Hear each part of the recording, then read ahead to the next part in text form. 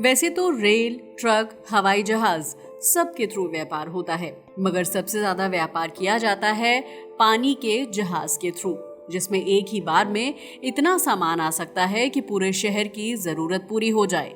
In fact ये तो इतना बड़ा होता है कि उस पर एक शहर भी बस सकता है।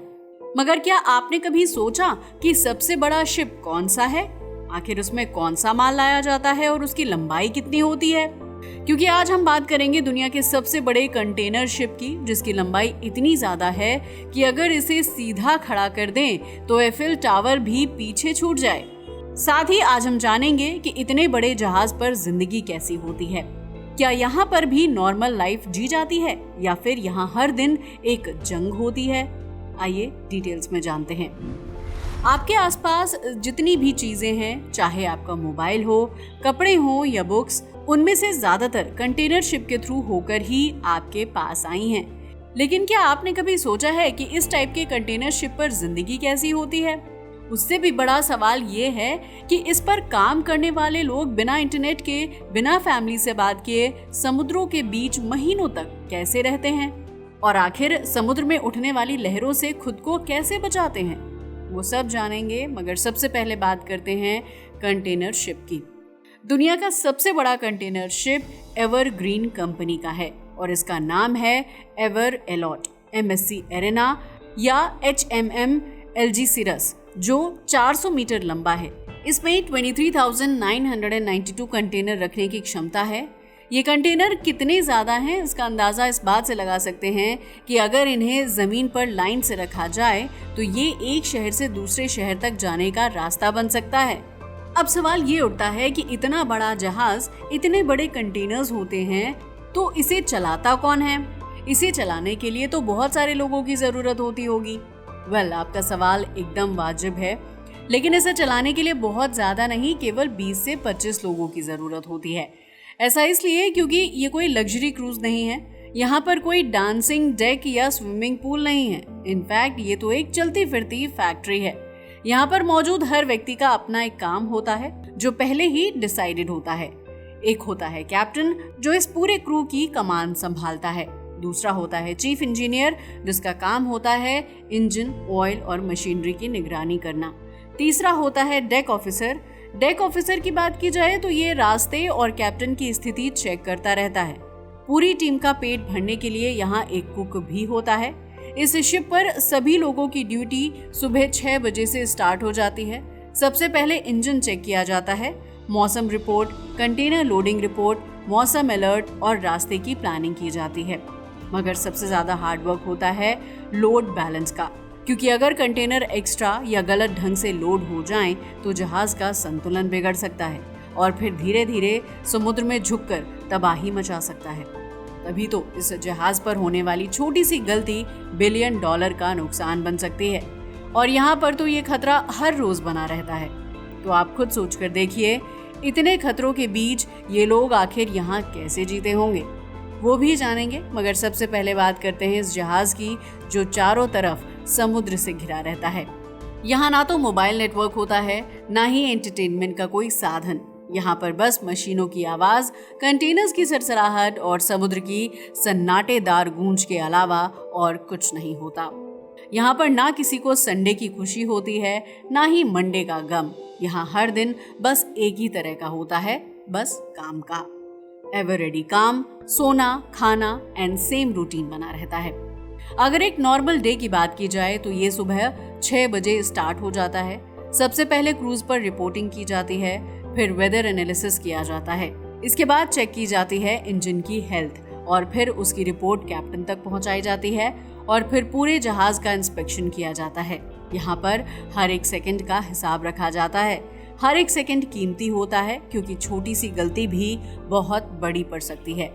इनफैक्ट यहाँ पर कभी कभी 12 घंटे तक लगातार काम करना पड़ता है, वो भी बिना किसी छुट्टी के।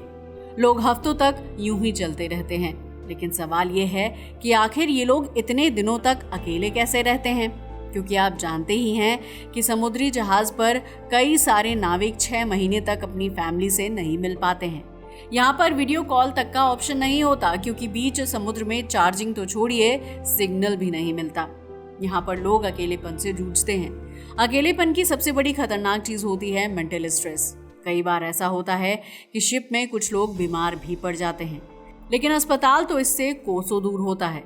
तब केवल जहाज के इंजीनियर और कप्तान ही डॉक्टर बन जाते हैं। इन लोगों की वही स्थिति होती है कि उनकी बॉडी तो समुद्र में होती है, लेकिन उनकी आत्मा घर पर ही फंसी रहती है।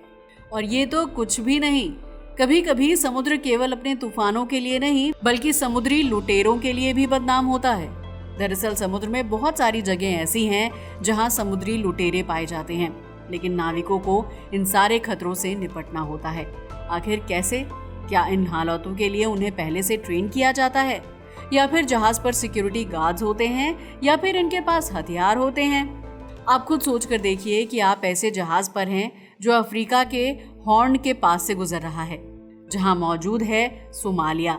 सोमालिया के बारे में तो आप जानते ही हैं। ये इलाका इतना खतरनाक है कि दुनिया की हर बड़ी शिपिंग कंपनी को अपना अलर्ट बजट यहाँ एक्टिव करना पड़ता है। रात के 2 बजे अंधेरा जब इतना गहरा होता है, तब ये लुटेरे एक्टिव होते हैं। ये किसी भी समय दूर से एक छोटी सी बोट पर नजर आने लगते हैं, जिसमें 5 से 6 लोग होते हैं। इनके हाथों में AK-47 जैसे हथियार होते हैं जो पूरे शिप को तबाह कर देते हैं। हालांकि कभी कभी तो जहाजों पर सिक्योरिटी गार्ड होते हैं, लेकिन कभी कभी क्रू को खुद ही देखना होता है। लेकिन जब जहाज हाई रिस्क जोन में पहुंचता है तो सिर्फ सायरन, साउंड गन और ड्रिल सिस्टम्स पर भरोसा किया जाता है। कभी कभी जहाज को ब्लैकआउट भी कर दिया जाता है। ब्लैकआउट मतलब सारी लाइट्स बंद कर दी जाती हैं, स्पीड तेज कर दी जाती है ताकि लुटेरों को धोखा दिया जा सके। लेकिन जब तूफान आता है तो दुश्मन सिर्फ लुटेरे नहीं होते, प्रकृति भी दुश्मन बन जाती है। टाइफून जैसे तूफानों के बारे में तो आप जानते ही होंगे। टाइफून सिर्फ तेज हवाएं नहीं होती, बल्कि ये ऐसी हवाएं होती हैं जिनका अंदाजा आप इस बात से लगा सकते हैं कि एक बार जापान के पास एक टाइफून आया था, जिसकी वजह से 40 फीट ऊंची लहरों ने पूरा शिप हिलाकर रख दिया था। सबसे ज्यादा डर तब लगता है जब कंटेनर गिरने लगते हैं, और ये कोई नई बात नहीं है। हर साल समुद्र में करीब 1000 से ज्यादा कंटेनर गिर जाते हैं। कभी उनमें इलेक्ट्रॉनिक्स होते हैं, कभी फूड आइटम और कभी कभी तो केमिकल्स भी। अब सोचिए, अगर किसी कंटेनर में रेडियो एक्टिव पदार्थ हो तो क्या होगा। ये पूरे इकोसिस्टम को बर्बाद करने की काबिलियत रखता है। साथ ही कभी कभी समुद्र के बीच में शिप का सपोर्ट सिस्टम फेल हो जाता है, लेकिन ऐसी स्थिति से निपटने के लिए भी ये लोग हमेशा तैयार रहते हैं। चीफ इंजीनियर खुद इंजन रूम में जाकर इंजन को दोबारा चालू करने की कोशिश करता है। वहां का तापमान होता है 50 डिग्री सेल्सियस से भी ज्यादा। ना कोई एसी होता है, ना कोई इंस्ट्रूमेंट, ना कोई आराम। यहाँ पर केवल गर्मी, धुआं और खतरा होता है। इसे आप अंदर से महसूस कर सकते हैं। यहाँ के लोग हर रोज मौत के साए में काम करते हैं, मगर फिर भी कोई शिकायत नहीं करता। अब आप खुद सोचकर बताइए, क्या आप ऐसा जीवन जी सकते हैं? ये तो हुई कंटेनर शिप पर मौजूद क्रू मेंबर्स की डेली लाइफ। चलिए अब हम आपको दुनिया के 5 सबसे बड़े और शानदार क्रूज शिप्स के बारे में बताते हैं। इसमें पहले नंबर पर आता है आइकन ऑफ द सीज। दुनिया का सबसे बड़ा क्रूज शिप है, जिसे रॉयल कैरेबियन ने बनाया है। इसकी लंबाई 365 मीटर और वजन 2,50,800 ग्रॉस टन है। इसमें पैसेंजर कैपेसिटी 7,600 यात्री प्लस 2,300 क्रू की है। ये फिनलैंड द्वारा बनाया गया है। अगर इसकी खासियत की बात की जाए तो ये समुद्र में सबसे बड़ा वाटर पार्क है, क्योंकि इसमें 6 वाटर स्लाइड और 7 स्विमिंग पूल हैं, जो हर रोज एक नया एक्सपीरियंस देते हैं। इस पर 19 डेक यानी फ्लोर हैं, और हर फ्लोर पर नई थीम, जैसे central park, Surf zone, kids zone, royal theatre, ice skating ring, virtual reality gaming zone. ये शिप एक तैरता हुआ शहर है, जिसमें लग्जरी, एडवेंचर और नेचर सब कुछ एक साथ है। अगला जहाज है Wonder of the Seas. Royal Caribbean द्वारा बना हुआ है। इसकी लंबाई 362 मीटर है और वजन 2,36,857 ग्रॉस टन है। इसमें पैसेंजर कैपेसिटी 7,000 प्लस लोग हैं। ये बहामास का है। थर्ड है सिम्फनी ऑफ द सीज, जिसकी लंबाई 361 मीटर और वजन 2,28,081 ग्रॉस टन है एंड यात्री क्षमता 6,680 यात्री प्लस 2,200 क्रू मेंबर्स। इसकी खासियत की बात की जाए तो ये सिम्फनी नाम के अनुरूप यहाँ हर शाम musical show, Broadway style performance होते हैं। इसका अल्टीमेट अबाइस समुद्र का सबसे ऊंचा स्लाइड है जो 10 डेस्क नीचे तक है। हरे भरे पेड़ों से भरा सेंट्रल पार्क एरिया, रियल पेड़ पौधे, समुद्र के बीच spa, ice cream parlours, skating ring और बहुत कुछ देखने को मिलता है। तो दोस्तों आज के लिए बस इतना ही। वीडियो अच्छा लगा हो तो इसे लाइक और शेयर करें और हमारे चैनल को भी सब्सक्राइब करें। जय हिंद दोस्तों।